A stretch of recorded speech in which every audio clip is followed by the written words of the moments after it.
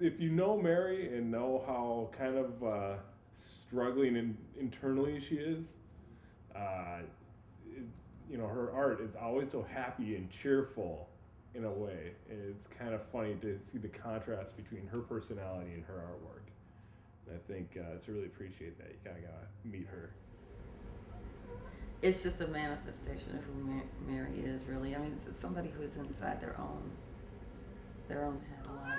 Some of the big influences in my art are everyday things I see and things people collect, like rubber ducks or common products people eat, like pickles, and then I transform a jar of pickles into an artwork with a pickle that looks like a human being with a happy face, or icons in society like the Doughboy or Tony the Tiger for Frosted Flakes. It's icons I see in society that are transformed into my artwork. I know she's really would like to do large format,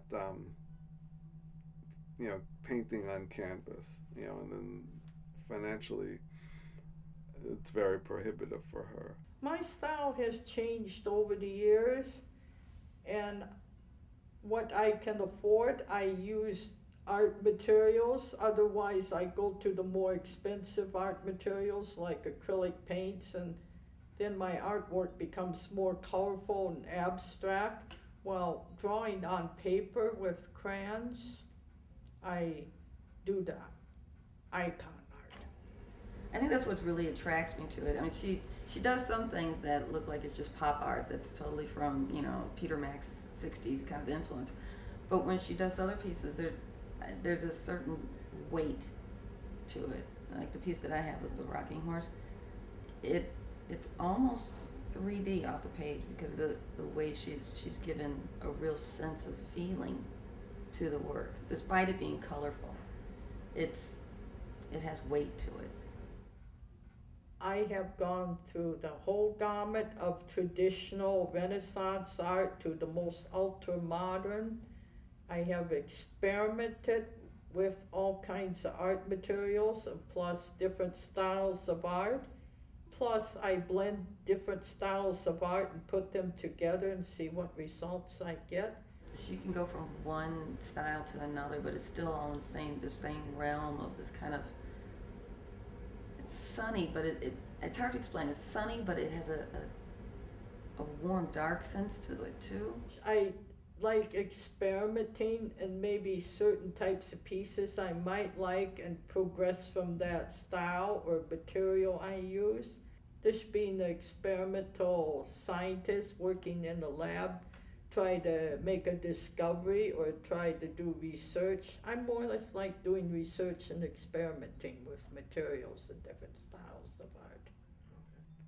She was great at repetitive stuff, and that's one of the brilliant aspects of her artwork.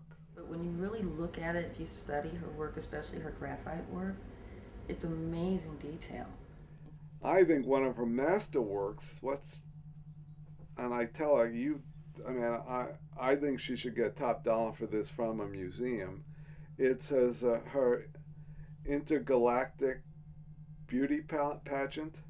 They're tall, narrow, of these amazingly phantasmagorical figures. If I can finally score for her, that's the one I would like a museum to get, because that really warrants it. I think she's just got something that is very unique. Her style is, I've never seen anybody else's style quite like hers. She's a fantastic artist. It's just so uncanny, and it's so highly individual. I mean, she might have a bit of a schooling, but she is nothing that a school could produce.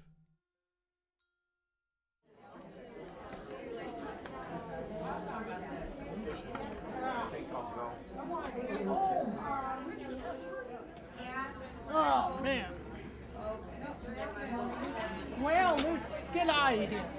She's just amazingly courageous in terms of how she perseveres. She had never hesitated when talking to her at the home. about no matter what it takes, pain or what, she's to keep forging on. I'm just glad to get home.